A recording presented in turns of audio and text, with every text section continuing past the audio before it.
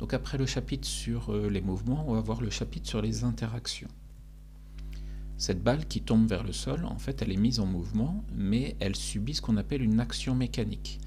Donc pour tomber vers le sol, il y a une action mécanique qui agit sur la balle de tennis, qui va permettre la chute de la balle. Le chapitre que l'on va voir va nous permettre de définir ce que c'est qu'une action mécanique. Et on verra que, à part la mise en mouvement d'un objet, il existe d'autres résultats possibles d'une action mécanique d'un objet sur un autre objet. Alors la définition d'une action mécanique, ici vous avez un exemple, vous avez une règle et avec votre main vous pouvez tordre la règle ou même casser la règle si c'est un objet qui est rigide. Et la définition d'une action mécanique, en fait, c'est lorsqu'un objet peut agir physiquement sur un autre objet. Donc ici vous avez la déformation de l'objet. Donc il y a un résultat, la forme initiale de l'objet va changer. Pourquoi? Parce qu'il y a une action mécanique. Alors on définit une action mécanique par l'auteur de l'action mécanique, ici c'est la main, le receveur de l'action, donc ici c'est la règle, l'effet que va subir l'objet receveur, donc ici c'est la déformation, et le type d'action, c'est une action de contact. On verra qu'il y a deux types d'actions possibles dans une action mécanique.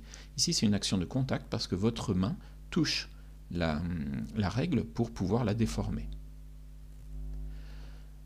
On va commencer par les différents résultats d'une action mécanique. Donc ici par exemple vous avez la balle qui touche le visage et qui va déformer le visage, donc la déformation. C'est un premier résultat possible d'une action mécanique. Ici la voiture qui rencontre le mur, elle va aussi se déformer, elle va se casser, donc le fait d'avoir un objet qui se casse, c'est le résultat, ça peut être le résultat d'une action mécanique. Une action mécanique peut jouer aussi sur le mouvement d'un objet. Ça peut stopper la vitesse d'un objet, ça peut accélérer la vitesse de l'objet, ça peut aussi ralentir la vitesse de l'objet, ça peut dévier la trajectoire de l'objet, donc ça aussi c'est une possibilité. Le parachute, ici vous avez l'air qui est sous le parachute qui va permettre de ralentir la chute de ce parachutiste. Donc ici ça fait varier la vitesse de l'objet que l'on étudie, qui est le parachutiste. Donc ici vous avez la liste des différents résultats possibles après une action mécanique qui, je le répète, c'est une action qui est exercée par un objet auteur sur un objet receveur et qui va permettre de modifier l'état qui était l'état de départ de l'objet receveur. Donc tout à l'heure je vous ai dit qu'il y avait deux types d'actions, l'action de contact, donc il faut un point de contact entre l'objet auteur et l'objet receveur, mais il existe aussi ce qu'on appelle une action à distance. Vous avez trois exemples à retenir, le magnétisme, la gravité et l'électrostatisme. Le magnétisme, vous avez un aimant, les aimants attirent les objets qui sont en fer, et cette attraction elle est possible sans avoir forcément un contact entre l'aimant et la partie en fer. Donc il y a une action qui est à distance. On peut changer, modifier l'état de l'objet en fer grâce à cet aimant sans avoir le contact avec l'objet en fer. Ici cette balle qui tombe vers le sol, on ne jette pas la balle, on la laisse tomber seulement, et bien le fait qu'elle soit attirée par la Terre, la gravité terrestre, permet à la balle d'entrer en mouvement et de se diriger vers le sol. Donc la gravité, la Terre n'est pas obligée d'être en contact avec l'objet pour attirer cet objet vers le centre de la Terre. L'électrostatisme, c'est l'attraction entre des charges positives et des charges négatives.